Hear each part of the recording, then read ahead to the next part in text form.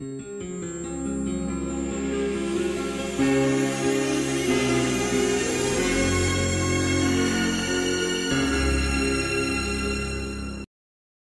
une femme au XVIIe siècle, telle est la question qui est posée et présentée lors d'une prochaine conférence animée par Dominique de Saugus, professeur de lettres et de documentation au pôle culturel de Sorgues. Alors c'était intéressant dans le cadre de Nos paroles de femmes de vous présenter cette conférence avec vous, Dominique de Saugus. D'habitude, les paroles de femmes sont éditées par des femmes, mais peut-être est-ce plus intéressant justement de savoir pourquoi vous avez choisi ce thème-là, de présenter cette conférence, être une femme au XVIIe siècle.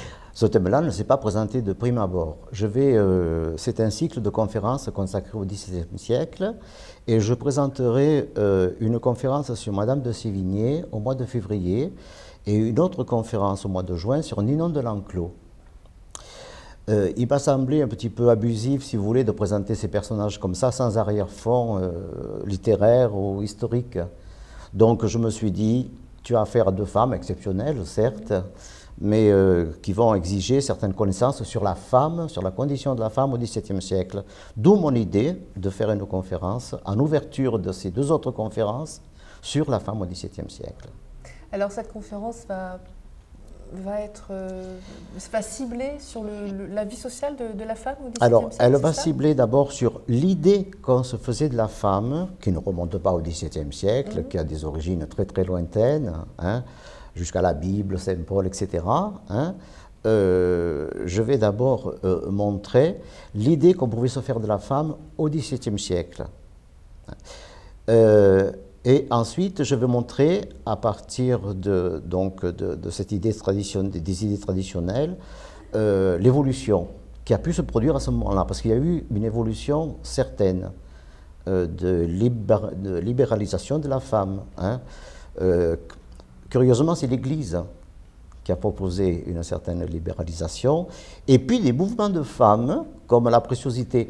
Mais je n'en parlerai pas parce que c'est trop, je ne peux pas en une seule conférence parler de la préciosité. Je me réserve pour les mouvements, alors ce ne sont pas des mouvements féministes, on ne peut pas parler comme ça, hein, mais disons les mouvements dont se sont saisies les femmes pour revendiquer des droits absolument concrets, comme le divorce, comme la liberté de la femme, comme etc.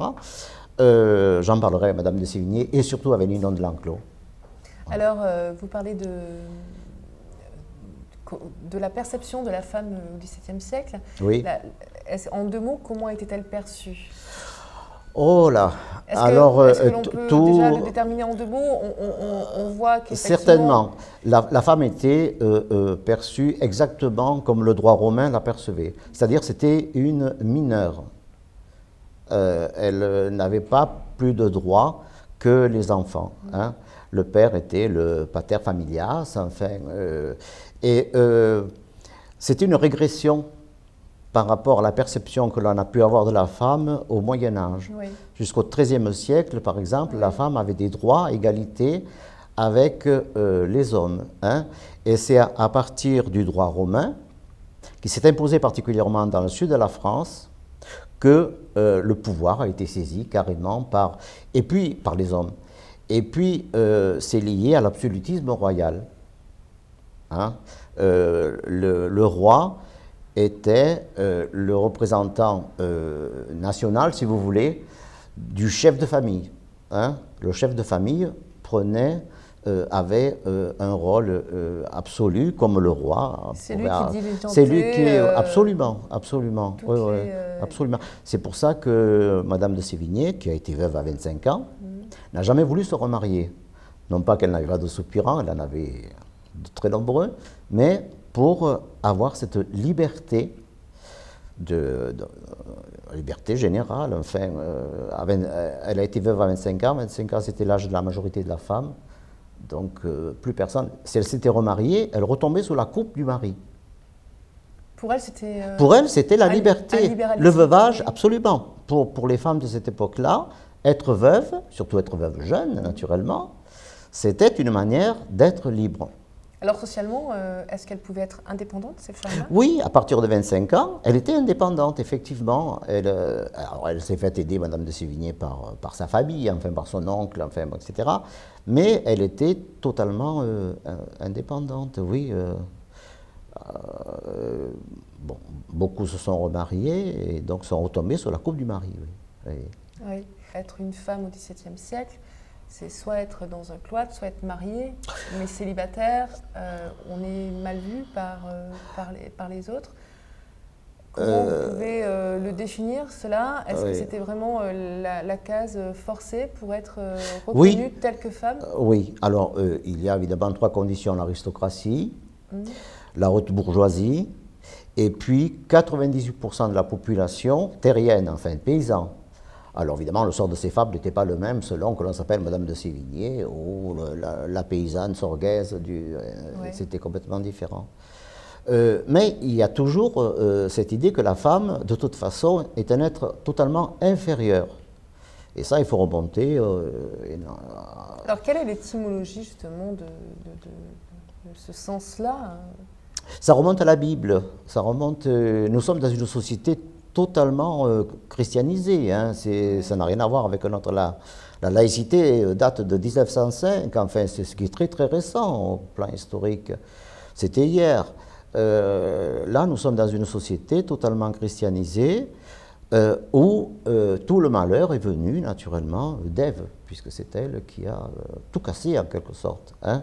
Et Adam s'est dit totalement innocent de ça. Hein. Quand Dieu lui demande « mais qu'as-tu fait? Pourquoi ?» Et il a dit « c'est Ève qui m'a donné, moi je n'y suis pour rien ». Et tout, bon, après, ça a été repris naturellement. Enfin, ça, c'est le christianisme. Mais le christianisme a apporté un progrès par rapport aux anciens, hein, Aristote, Platon, etc., hein, pour qui la femme était quelqu'un non seulement d'inférieur, mais de négatif. Hein. Pourquoi? Pourquoi? Bon, alors, parce que on l'analysait, enfin, on pensait que la femme n'était là que pour faire des enfants. Oui. Hein? C'était sa condition pour procréer. Donc, ce n'était qu'une matrice. Tout part de la matrice, absolument. Oui, oui, oui. Platon explique que l'âme a des supports corporels. Il y a le support supérieur qui est l'esprit, la tête, hein? Puis il y a le support de la poitrine, et puis il y a le support du ventre, qui correspond au désir, à la concupiscence charnelle.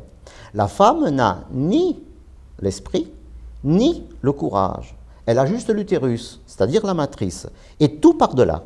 C'est uniquement la matrice, celle qui fait des enfants. Donc elle est totalement inférieure par rapport, évidemment, aux hommes qui ont le pouvoir de l'esprit, quand même, le pouvoir noble, le pouvoir... Est-ce qu'on peut imaginer une journée quotidienne d'une femme au XVIIe siècle, selon sa classe sociale aussi? Bien sûr, tout à fait, tout à fait. Les femmes travaillaient beaucoup. Ouais. Ce qui surprend, c'est le labeur absolument épouvantable des femmes. Alors, on pourrait penser que les femmes aristocrates travaillaient moins. En fait, elles avaient beaucoup, beaucoup de soucis. C'était elles qui réglaient en général la maison. Par exemple, bon, on connaît Madame de Grignan, mais la fille de Madame de Sévigné, d'accord, elle était responsable de la maison des Grignan.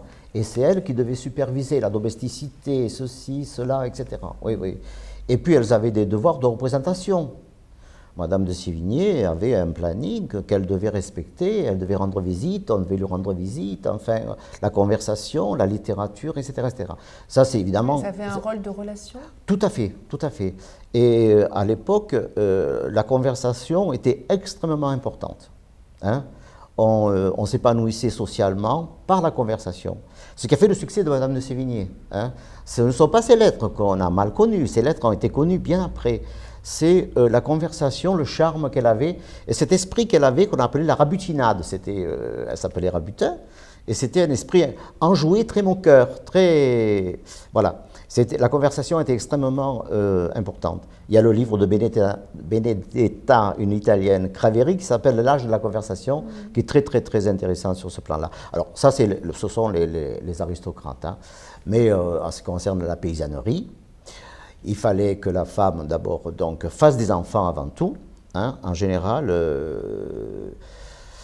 ça allait de 10 à 20 enfants par famille. Hein. Donc il y avait la souffrance, beaucoup de souffrance, la maladie, puis beaucoup de femmes mouraient en couche.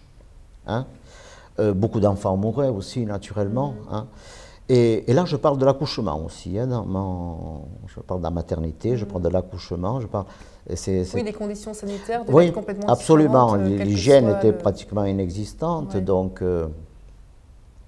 Et ces femmes-là continuent à travailler jusqu'au dernier moment. C'est-à-dire, c'était elles qui s'occupaient du foyer, comme femme au foyer, mais leur activité ne cessait pas là. Elles allaient dans les champs pour aider leur mari également. Alors c'était vraiment des journées extrêmement lourdes, j'imagine. Hein. Est-ce que la femme était considérée comme une personne humaine ou simplement une transition non, c'est de création voilà. Et de travail dans cette catégorie-là, bien sûr. Non, dans toutes les catégories, dans tous les milieux, il faut comprendre que le mariage était une question d'intérêt. Hein? Ce ne sont pas les jeunes gens qui se marient, ils ne se choisissaient pas, ce sont les parents qui les choisissaient. La vigne épousait la vigne. Hein? Et on progressait comme ça, de génération en génération. On estimait qu'on pouvait s'aimer après le mariage, une fois qu'on s'était marié. Alors, ce qui explique aussi que dans la haute société, les femmes, et les hommes d'ailleurs, bien sûr, hein, mais c'était beaucoup plus pardonnable, ça aussi, c'était normal déjà pour les hommes d'avoir des maîtresses, et l'esprit était beaucoup plus ouvert quant aux amants des femmes. Les femmes avaient le droit finalement d'avoir des amants, ce qui s'expliquait très bien, puisque leur mari n'était là que pour la procréation, pour assurer la continuité de l'espèce. Et puis... les mariages arrangés. Ah, tout à fait, tout à fait, tout à fait. Le sentiment... on se marie aujourd'hui parce qu'on s'aime, théoriquement. Hein, bon. Naturellement, chacun a son idée de l'amour, ça c'est autre chose, mais on se marie parce que théoriquement, on a des sentiments l'un pour l'autre. D'accord? Ce n'était pas du tout le cas. On ignorait cette situation et même on a écrit, on a dit et on a répété que si on se mariait par amour, le mariage serait condamné à être un échec total. C'était à contre-emploi. On se mariait à contre-emploi parce qu'on s'aimait. Les conditions qui faisaient un beau mariage, c'était le contrat. Comment est-ce qu'on peut imaginer le ressenti d'une femme justement qui se marie par contrat? Est-ce qu'on a des études, des recherches sur les émotions, alors, des témoignages qui ont pu être restés là aujourd'hui? Oui, bien sûr, parce que on n'était pas non plus, enfin, on était, alors, naturellement, je parle des mentalités, et ces mentalités peuvent nous sembler complètement absurdes par rapport à nos mentalités. Mais il faut comprendre que les gens du XVIIe siècle étaient également des gens très intelligents. Oui. Hein, très intelligents, on s'en doute. Et donc, bien sûr, le mariage était arrangé, c'était un mariage d'intérêt. Mais quand il y avait deux propositions à égalité, si vous voulez, les parents qui n'étaient pas sots pouvaient très bien donner à leur fille le garçon qu'elle préférait. C'était pas, la fille pouvait dire, papa, je préfère lui que lui, et si les deux avaient même héritage, même fortune, c'était donné. Oui, on tournait la chose. Vous voyez ce que je veux dire? C'était pas non plus, les parents n'étaient pas forcément idiots, mais c'était pas essentiel, c'était pas important, c'était pas ça qui comptait. Si, par exemple, Madame de Grignan a eu beaucoup de mal à trouver un mari, hein, bon. Pourquoi? Parce que elle a eu des relations très difficiles avec sa mère. Hein. On parle toujours de Madame de Sévigné comme un grand écrivain, ce qu'elle est. naturellement. Mais quand on a une mère comme ça, aussi possessive, aussi dévoratrice, là, c'est terrible. Alors, en plus, elle était très belle. Madame de Sévigné, déjà, était très, très belle. Et sa fille était très, très belle aussi. Et lorsqu'elle a eu 17 ans, Madame de Sévigné l'a offerte à la cour, enfin, l'a montrée à la cour. Et elle a participé à des bals où participait également le roi. Et le roi aurait bien voulu donc avoir pour maîtresse, autre naturellement, mais bon, avoir cette fille-là. Et Madame de Sévigné, ce n'était pas une bonne position d'être la maîtresse du roi, parce qu'après il fallait se marier, parce qu'après il fallait, c'était une situation totalement incertaine, hein. Le roi, une fois son caprice achevé, rejetait, et puis il fallait donc, etc. Donc quand elle a vu que le roi courtisait, entre guillemets, enfin très timidement sa fille, Madame de Sévigné, l'a éloignée de la cour à un certain moment. Et alors, ses prétendants se sont fait très très rares. Pourquoi? Parce que si on la demandait, on était, on était dans le sillage du roi, on désobéissait au roi quelque part. Et si on ne la demandait pas, c'est qu'on supposait que peut-être le roi l'avait déjà déflorée. Elle était dans une situation, et donc elle a rejeté toutes les propositions qu'elle a eues, jusqu'à accepter Grignan, que Madame de Sévigné lui a donné, en étant persuadée qu'elle ne l'aimerait pas. Parce qu'il avait 14 ans de plus qu'elle, parce qu'il était très laid, parce qu'il était déjà marié 2 fois, enfin, etc. Et ne l'aimant pas, elle supposait que c'était elle, finalement, qui allait être la passion de sa vie. Madame de Sévigné, ça a été pareil. Elle a eu de très nombreux soupirants, naturellement. Et elle a accepté Sévigné pour des raisons, alors cette fois, carrément d'intérêt. Je vous expliquerai, il faut revenir à la conférence. Hein? Oui, ce sera une prochaine étape. Oui, oui. Oui. Est-ce que, justement, ces jeunes femmes, à quel âge elles étaient offertes, si je puis dire, pour le mariage? Alors, dans l'aristocratie, on se mariait assez tôt. Par contre... ça veut dire quoi, assez tôt? Assez tôt, ça veut dire 14 ans, 15 ans, on pouvait se marier. Hein? Oui, oui. Par contre, dans la paysannerie, très très tard, parce qu'il fallait attendre que les parents meurent pour prendre leur place, avoir un travail, travailler à leur place. Donc les filles se mariaient à partir de 26 ans, 27 ans, 28 ans, une fois que les grands-parents avaient disparu. Contrairement, on s'imagine qu'on se marie toujours très tôt. Pas du tout, non, non. Dans les milieux paysans, on se mariait très, très, très, très tard, oui. Alors, on revient dans l'aristocratie. Les femmes qui étaient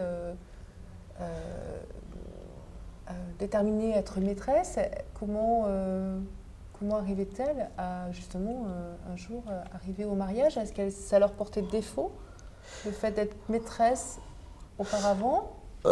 Oui, en général, on attendait de se marier pour avoir des amants.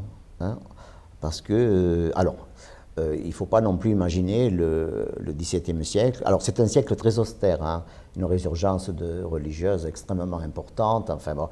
Mais c'est aussi un siècle très libertin. Oui. Donc, il y avait des femmes qui étaient très, très libertines.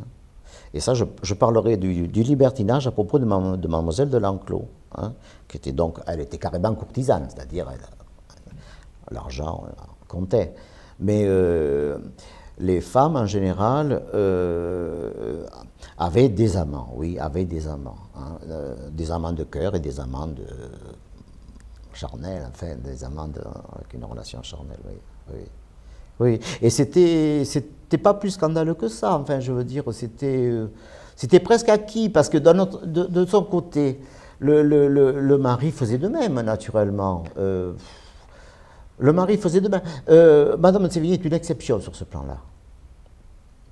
Elle n'a pas eu d'amant. Elle a été, parce qu'on disait qu'elle était très, très froide, peut-être frigide, peut-être. Elle n'aimait pas le sexe. Alors, une fois qu'elle a fait ses 2 enfants, elle a dit à Sévigné, c'est fini. Et l'autre lui a dit, ça m'est complètement égal, je ne vous ai jamais aimé, je vous ai estimé, mais je ne vous ai jamais aimé. Et papillonné à droite et à gauche. Enfin.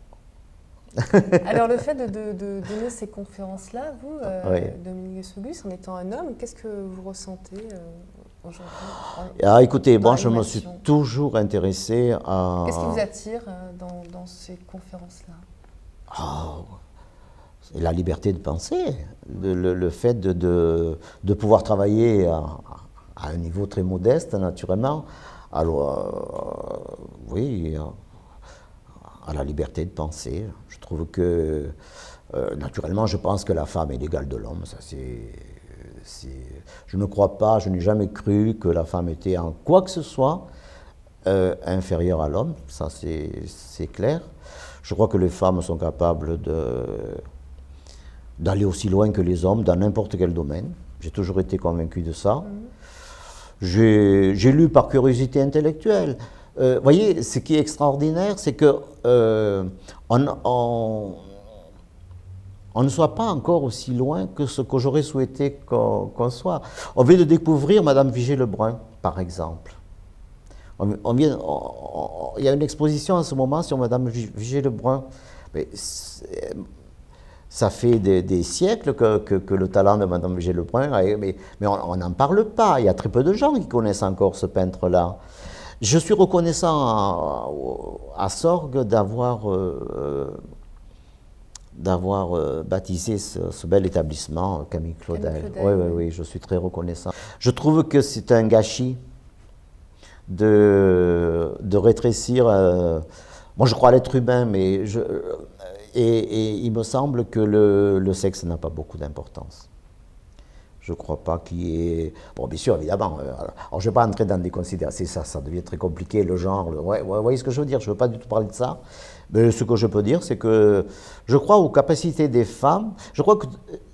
Vous pensez que c'est un peu de temps perdu et que c'est du gâchis d'être arrivé au XXIe siècle pour pouvoir reconnaître certaines femmes, oui, notamment absolument. comme Camille Claudel ou comme la pointe dont vous parliez, absolument. Comme voilà, d'autres femmes du XVIIe siècle qui ont œuvré aussi, mais finalement on en parle des siècles après. Oui, tout à fait, tout à fait.